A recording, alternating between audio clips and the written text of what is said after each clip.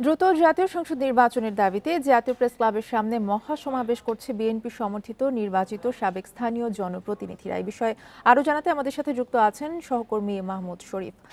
শরীফ, এই মহাসমাবেশে কারা কারা উপস্থিত রয়েছেন জানাবেন সেখান থেকে সর্বশেষ খবর। দেখুন, রাজনৈতিক পট পরিবর্তনের পর এখানে অন্তর্বর্তী সরকার দায়িত্ব নিয়েছে এবং দায়িত্ব নেওয়ার পরই মূলত জনপ্রতিনিধি যারা ছিলেন তাদেরকে অপসারণ করা হয়। সেই জনপ্রতিনিধি যারা বিএনপির ছিলেন, অর্থাৎ বিএনপির সাবেক জনপ্রতিনিধি যারা ছিলেন, তারা আজকে প্রেস ক্লাবে এসে জড়ো হয়েছেন। তাদের পক্ষ থেকে একটি প্রতিনিধি দল, 5 সদস্যের প্রতিনিধি দল এরই মধ্যে প্রধান উপদেষ্টার কার্যালয়ের অভিমুখে রওনা হয়েছেন।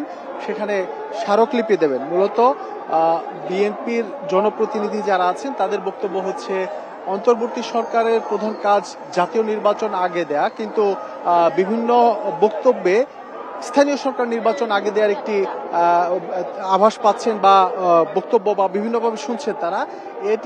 এটির প্রতিবাদ জানাতে মূলত বিএনপির সাবেক জনপ্রতিনিধিরা আজকে ঢাকায় জড়ো হয়েছেন। মূলত গতকালকে তাদেরকে ঢাকা আসার জন্য বিএনপির পক্ষ থেকে আহ্বান জানানো হয় এবং সেই মোতাবেক সারা দেশ থেকে জনপ্রতিনিধিরা ঢাকায় এসে জড়ো হয়েছে। তাদের বক্তব্য হচ্ছে, যেহেতু টানা 15.5 বছর আওয়ামী সরকার তাদের যে পছন্দের লোক বিভিন্ন প্রশাসনে নিয়োগ দিয়েছে, তারা এখনো বেশিরভাগ জায়গাতে আছে।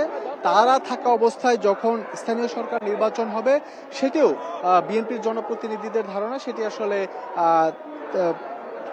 গ্রহণযোগ্য হবে না। এবং তাদের বক্তব্য হচ্ছে, যদি আগে জাতীয় সংসদ নির্বাচন হয় তাহলে সরকার গঠন হবার পর এই যে সরকার গঠিত হবে সেই সরকার প্রশাসনকে ঢেলে সাজাতে পারবে এবং এরপরে একটি নির্বাচন অনুষ্ঠিত হবে। সেই নির্বাচনের মধ্য দিয়ে কিন্তু মানুষ তার যে ভোটাধিকার সেটি সুষ্ঠুভাবে প্রয়োগ করতে পারবে। এটি মূলত তারা বলছেন এবং তাদের বক্তব্য অনুযায়ী যদি দ্রুত জাতীয় নির্বাচন দেয়া হয় তাহলে কিন্তু সেই জাতীয় নির্বাচনে জনগণ তাদের পছন্দের প্রার্থীকে বেছে নিতে পারবে এবং জনগণের নির্বাচিত সরকার যখন আসবে তখন মূলত সুষ্ঠু এবং শান্তিপূর্ণভাবে স্থানীয় সরকার নির্বাচন করতে পারবে।